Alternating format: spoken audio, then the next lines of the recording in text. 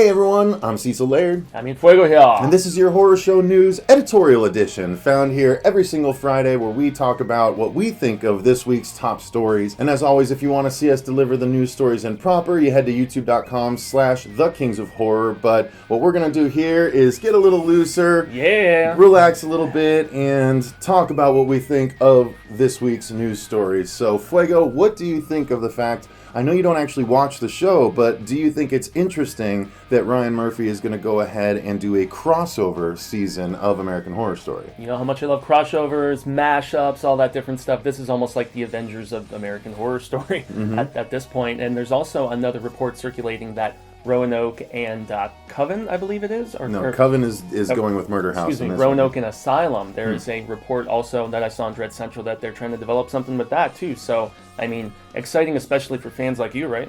Yeah, and it's what I thought. A couple weeks ago we reported that he was working on a secret season, and I sort of posited that it might be a tie-together season because he was looking for a way to tie everything together, and it is indeed that, although it's not an overall tie-together season, it's just the two, Murder House and Coven. So like surviving characters from those two storylines? Right, are supposedly going to be crossing over and interacting and existing in the same time. So it's going to be interesting to see, and as I said during the news proper, Ryan Murphy said it on his panel at the Entertainment Weekly Pop Fest, where he was on the panel with Emma Roberts, who played one of the leads in the Coven season, as well as Connie Britton and Dylan McDermott, who were the two leads in the Murder House season. Dylan McDermott, he's cool. Yeah, so it makes sense that he made the announcement at this panel with these people on it, so I'm assuming they're all going to already be on board. So I'm interested to see just how it's going to come about and what we get out of it. Yeah, exciting stuff for fans of that program. Now, exciting for someone like me who grew up on R.L. Stine. Now, I know you didn't really read much of the Goosebumps books. You were just a few years ahead. Now, for peeps like me that were coming of age in the early 90s and he was in the late 80s, I mean, Goosebumps was gold, man. Everybody read them, and it's nice that R.L. Stine still is so popular, I guess, even though he is kind of a hack of sorts in some of his storytelling, but the stuff I liked the best was the original ideas, like Say Cheese and Die, where it's like, hey, here's a Polaroid, and if we take your picture with it, you're going to die eventually, or Piano Lessons Can Be Murder, where they're sending kids to this school and chopping off their hands so they can be possessed and do like a little thing Addams Family playing on their own. But yeah, he's going to have a Fear Street film, which was like where he was trying to gear to older readers, you know, like the Kristopher Pike fans and stuff like that. So yeah, I guess he's as popular as ever, although you and I weren't biggest fans of the Goosebumps movie. With Jack maybe Black, this would be better, hopefully, since it's geared towards older audiences, but I'm not holding my breath. What about you, man? Yeah, I'm not super hopeful. I mean, R.L. Stine just seems like he's geared towards an age that is not me, and even if Fear Street is supposed to be geared more towards adults, this is the first I'm hearing of it. I've never heard of any of these stories, so how if it hasn't permeated that far into pop culture, how good can it really be for adults? I think you were just right past it age bracket wise, because like friends of mine, after you got done with Goosebumps, most of them were jumping onto Fear Street, but I just thought that Chain Letter, Kristopher Pike, and Last Vampire and stuff he was doing was a little gorier, a little crazier, a little more sexualized and violent, so that's why I went to him and the King instead of continuing with the older Stine stuff. But I think there's an audience for it at least, or else they wouldn't be making it. So yeah, I imagine there is. Now, another thing I imagine that there's going to be an audience for is the new Cloverfield movie. Yeah. As apparently they're already working on it. It's called God Particle. Yeah. And it has to do with an astronaut's mission. So that leads me to believe that since it's an alternate world, it's got to be off-world. And so are they on a space station, or are they, on a mission to the moon or Mars even, or what? And they encounter something and have to fight for their lives, they say. So I don't know what to expect out of it. It's clearly maybe not going to take place on Earth, or at least mostly not on Earth, and I'm excited to see what that means for the series. What about you? I'm just wondering if it's going to be more like 10 Cloverfield Lane, where they took a movie that was finished and then added some additional things and, turned it into a Cloverfield film. I'm kind of getting the vibe they might be doing that here, but I would disagree. Really? I would disagree. You think it was planned from the beginning to be a Cloverfield? Yeah, I would imagine so. I mean, after seeing the popularity of 10 Cloverfield Lane, I doubt they're going to say, oh yeah, let's try and mimic our success by altering another movie again. No, they're going to go from the ground up on it. Well, I mean, maybe this was already in production when 10 Cloverfield was coming out, and then they're like maybe rebranded a little bit. I don't know. They're saying they want to do one of these every year now. They want to do an anthology Cloverfield spinoff every single year for the foreseeable future. So JJ's got a viable property, and I'm not surprised even if it's being refashioned or from the ground up like you're saying. Yeah, I would imagine it's the latter, but who knows? I could be wrong. What about your next story? Next story is a series that we disagree a little bit about whether it's directly ripping off Ash vs. Evil Dead or if it's just in a similar vein. Stand Against Evil, the title even sounds similar, but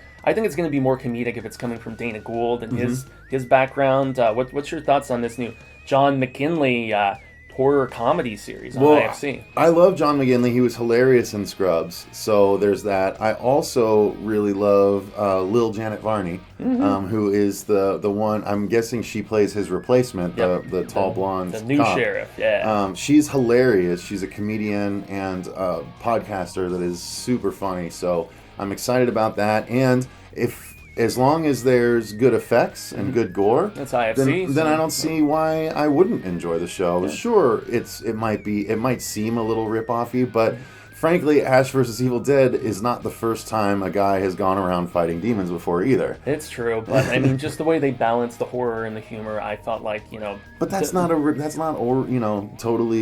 It was groundbreaking when Raimi was doing it in the mid '80s, but I mean, he's still going back to the same formula. So I mean, It's not like it's the only kid on the block now. So true. Well, that's and that's my point. So.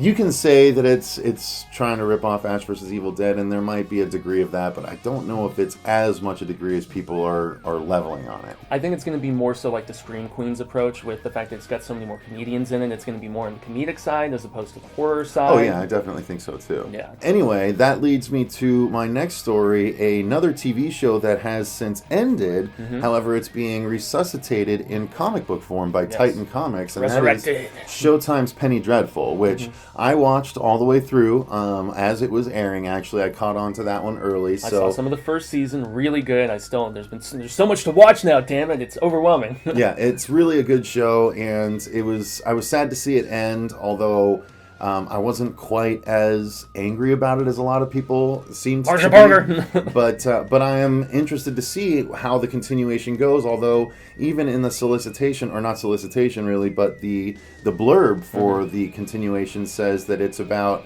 Josh Hartnett's Ethan Chandler werewolf character as he is, still distraught from Vanessa's death, and he hears a call from through the centuries, it said, that then brings him back into fighting creatures from the night and stuff like that. So interesting. It's like, okay, but that doesn't necessarily, that's one of the threads that they left dangling at the end of the show. That's not all like 6 of them. So I don't know what's going to happen as far as the other characters go. Yeah, because it doesn't specify whether it's going to follow just his character or if it's going to be, all they mentioned was his, and I imagine that he will happen across the other characters across the series if they're going to do that, but it seems like a bit of a wasted opportunity when you could put together a show like comic book where you're juggling the different storylines of the different characters. Yeah, well, only time will tell, I guess, but time is coming for this big Aliens resurgence. We're already in the midst of it. There's the new film coming out next year, and